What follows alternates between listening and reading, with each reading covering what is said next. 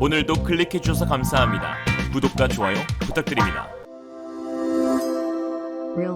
중국이 최근 사드 문제와 관련해 그동안 공식적으로 주장하지 않던 새 요구까지 들고 나오며 한국에 대한 압박 수위를 급격히 높여가고 있습니다. 중국 왕원빈 대변인은 첫 한중 외교장관 회의가 끝난 다음날 한국 정부는 대외적으로 산불 이란의 정치적 선서를 정식으로 했다고 주장했는데요. 기존 산불 외에 주한미군에 배치된 사드의 운용을 제한한다는 이란 약속이 또 있었다는 새로운 주장을 들고 나온 것입니다. 산불은 첫 번째 사드를 추가 배치하지 않음, 두 번째 한미일 군사동맹에 가입하지 않음, 세 번째 미국 미사일 방어 체계에 편입하지 않음을 뜻합니다. 그러나 당시에도 강경화 장관은 정부의 입장을 밝힌 것일 뿐 한중 간 합의나 약속은 아니다 라고 못 박았었는데요. 그러나 중국은 여기에 이란, 즉 이미 배치된 사드를 제한적으로 운용하라는 새 요구까지 거론하면서 한국의 안보 주권을 철저히 무시하고 있습니다. 공격용 미사일이 아닌 지역 방어 체계인 사드에 중국이 이처럼 집착하고 트집 잡는 이유는 사드에 탑재된 고기능 ANTP-2 X밴드 레이더 때문입니다. 이 레이더에는 탐지거리 2000km인 전진 배치 레이더 모드와 탐지거리 600km 이내인 종말 단계 레이더로 구성되어 있는데요. 미국과 대한민국 국방부는 사드 체계는 어떠한 제3국도 지향하지 않고 오직 북한의 핵 미사일 위협에 대해서만 사용될 것이므로 종말 모드로 운용될 것이라고 강조했지만 중국은 유독 발작을 일으키고 있습니다. 이에 군사 전문가들은 중국의 반발은 결국 중국의 기술력 한계를 드러내는 것이라고 비판하고 있는데요. 현재 중국 군사 레이더로는 사드의 TP2 레이더의 두 가지 작동 모드를 정확히 구별해낼 수 없기에 재발저리고 있는 상황이라는 것입니다. 최근 로버트 에이브람스 전 주한미군 사령관은 자신의 트위터에 글을 남겼는데 중국 측에 한국의 사드가 중국의 전략적 안보를 어떻게 훼손하는지 설명 좀 해달라고 하였습니다. 이어 확실히 너희 중국의 첨단 센서로 TP2 레이더가 어떤 모드에서 작동하는지 구별해낼 수 있지 않은가 안 그러냐 라면서 중국의 사드 반발 이유가 결국 레이더 모드를 구별해낼 탐지 기술이 없기 때문이라는 것을 우회적으로 비꼬았는데요. 확실히 사드가 전진 배치 모드로 사용되게 되면 탐지거리 2000km로 중국 내륙은 물론 서해안에서 활동하는 잠수함의 SLBM과 함정의 VLS에서 발사되는 탄도미사일을 전부 포착할 수 있습니다. 반대로 말하면 중국이 한국의 사드 도입을 반대한다는 것은 우리는 미사일 쏠 건데 막지 말라는 이야기와 다를 바 없는 것이고요. 특히 중국이 한국의 사드 도입에 오줌 지리는 이유는 바로 사드에 탑재된 ANTP-2 레이더의 핵심 반도체 수자가 성능 개량을 통해 갈륨비소 수자에서 지라갈륨으로 통합되었기 때문입니다. 제작사인 미국 방산업체 레이시온사는 지라갈륨 기술을 사용할 경우 레이더 탐지거리 확장뿐 아니라 탐지 및 식별 성능이 강화되고 생산 비용도 줄일 수 있다고 밝혔는데요. 주목해야 할 점은 레이더 재밍 관련 지라갈륨 소자는 매우 높은 전력 밀도를 바탕으로 RF 무선 주파수 전력 생성에 사용되는 다른 어떤 반도체보다 더 많은 전력을 생성할 수 있기 때문에 RF 재밍에 탁월하다는 것입니다. 한국산업기술학회에 등재된 논문 지라갈륨 HMT를 이용한 재밍용 고출력 고효율 광대역 증폭기 설계에 따르면 재밍 시스템에서 핵심이 되는 증폭기는 넓은 범위의 주파수에서 통상적으로 사용되는 출력 신호에 비해 보다 높은 출력의 신호를 구현하는 것이 중요하다고 하였습니다. 한마디로 사드의 ANTP-2 레이더의 지라갈륨 소자로 인해 보다 더 효과적으로 중국산 레이더를 제한할 수 있는 반면 구형 갈륨비소 반도체 수자를 사용하고 있는 중국산 재밍 기술로는 사드의 ANTP-2의 재밍 및 모드 식별의 한계를 지닌다는 것입니다. 현재 중국도 레이더 및 통신에 사용되는 RF용 지라갈륨 소자를 개발하려고 부단히 애를 쓰고 있지만 전문가들은 기술력이 한참 모자라다는 분석을 내놓고 있습니다. 반면 한국은 지난 2021년 국방의 핵심 기술 과제였던 지라갈륨 전력 증폭 소자 국산화에 성공하여 세계에서 세 번째로 양산 체계에 돌입하는 성과를 내었는데요. 중국은 그동안 지라갈륨 독자 개발 및 생산이 불가능하다는 판단하에 한국의 RFHIC사에 납품만을 의존해 왔었습니다. 그러나 미중 무역 갈등으로 인해 중국의 첨단 반도체 수출 금지가 단행되었고 그 과정에서 한국의 지라갈륨 공급이 막혀버린 것이죠.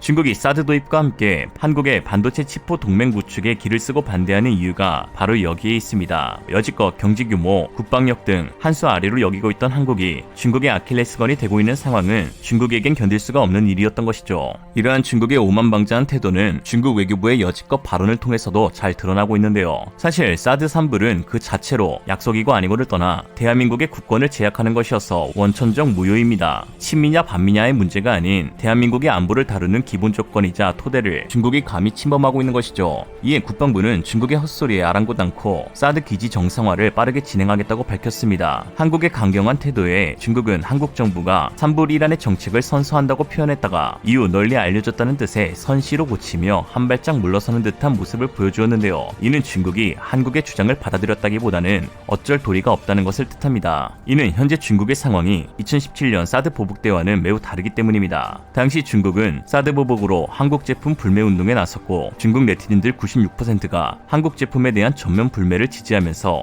특히 사드 부지 계약을 체결한 롯데에 대한 전방위적인 보복이 이루어졌습니다. 당시만 해도 한국에는 경중한미, 즉 경제는 중국, 안보는 미국이라는 시각이 팽배하던 때라 한국 경제가 크게 휘청거릴 수도 있다는 분석이 제기되기도 했죠. 그러나 2022년 현재 상황은 달라도 너무 달라졌습니다. 특히 세계 곳곳에서 드러나고 있는 경중의 폐해는 한국에게 시사하는 바가 매우 컸는데요. 그 대표적으로 1대1로가 있습니다. 경제 대국인 중국의 편승에 자국의 발전을 도모하겠다고 나선 1대1로 참여국들은 현재 국가 디폴트 상황에 놓인 상태입니다. 방글라데시는 중국의 1대1로 프로젝트를 가장 먼저 환영한 아시아 국가였으나 현재 해외 채무의 6%에 해당하는 40억 달러 가량을 중국이 빚지고 있고 스리랑카와 잠비아는 공식적으로 디폴트에 빠졌으며 참여국 대부분이 중국의 거액의 채무를 지고 있어 결국 독이 든 상배였다는 것을 깨닫고 있는 중입니다. 특히 중국 내부에서도 심각한 경제난으로 인해 끝없이 문제가 발생하고 있는데요. 미 월스트리트저널은 중국은 부동산 위기, 제로 코로나 정책으로 인한 급속한 경기 냉각, 위험한 외부 대출, 우크라이나 전쟁으로 인한 세계의 블록화, 기업의 탈중국화 등으로 천안문 사태 이후 최고의 경제 위기를 맞고 있다고 보도하고 있습니다. 중국은 더 이상 따라가고 싶고 본받고 싶은 나라가 아니라는 것이죠.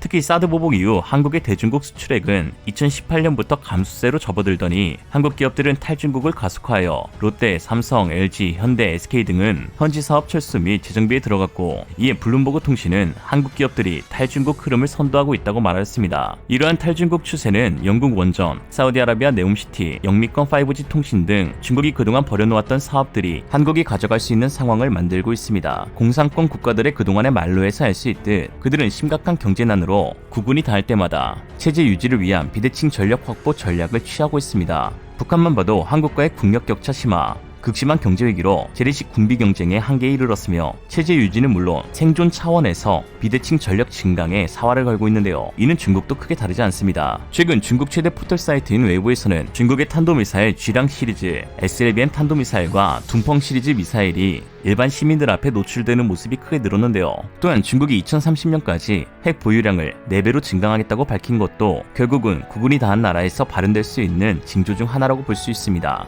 중국 정도 규모의 국가라면 굳이 비대칭 전력이 아닌 착실하게 기반을 다지고 세계 패권을 향한 정면 승부에 나서면 되는 것 아니냐 하실 수 있는데 현재 시진핑 정권은 사면임을 앞두고 마오쩌둥을 뛰어넘는 1인 독재체제 구축에 전념하고 있어 시간이 없는 상황입니다. 경제가 박살나고 있는 가운데 중국 인민들에게 가장 효과적으로 어필할 수 있는 것은 비대칭 전력일 테고 이런 상황 가운데 중국발 미사일들을 훤히 꿰뚫을 수 있는 사드 도입은 그야말로 중국이 가진 마지막 보루를 한방에 무력화시킬 수 있는 카드인 셈이죠. 특히 한국은 레이더의 핵심 부품인 반도체의 세계적인 리더인 만큼 뛰어난 성능의 레이더들을 개발하고 있어 중국에게는 큰 위협이 되고 있는데요. 한국은 지난 1월 17일 아랍에미리트와 4조 1,500억 원 규모의 천궁 블록2를 수출하는 데 성공하였습니다. 특히 UAE가 천궁 블록2를 도입한 가장 큰 이유는 바로 하나 시스템이 독자적으로 개발 중인 A사형 MFR 레이더의 우수성 때문으로 알려져 있는데요. 역시 한화는 야구 빼고 다 잘해. 그동안 천궁에는 폐사 레이더의 갈륨비소 소자를 사용하고 있었는데 이것이 UAE 수출용에는 차세대 반도체인 지라갈륨 소자가 사용된 A사 레이더로 탑재되기로 한 것입니다. 한국이 개발한 지라갈륨 전력 증폭 소자는 KF-21용 A사 레이더는 물론 L밴드 레이더, LSM용 S밴드 레이더, 울산 배치3 국가, 차세대 이지스함 KDDX 등 거의 모든 신형 레이더에 탑재될 예정으로 한국은 본격적인 레이더 강국의 기반을 다지고 있습니다. 즉 중국은 한국의 국가 안보 주권마저 무시한 채 큰 소리치고 있지만 사실은 중국의 현저히 낮은 기술력의 미천만 드러내었고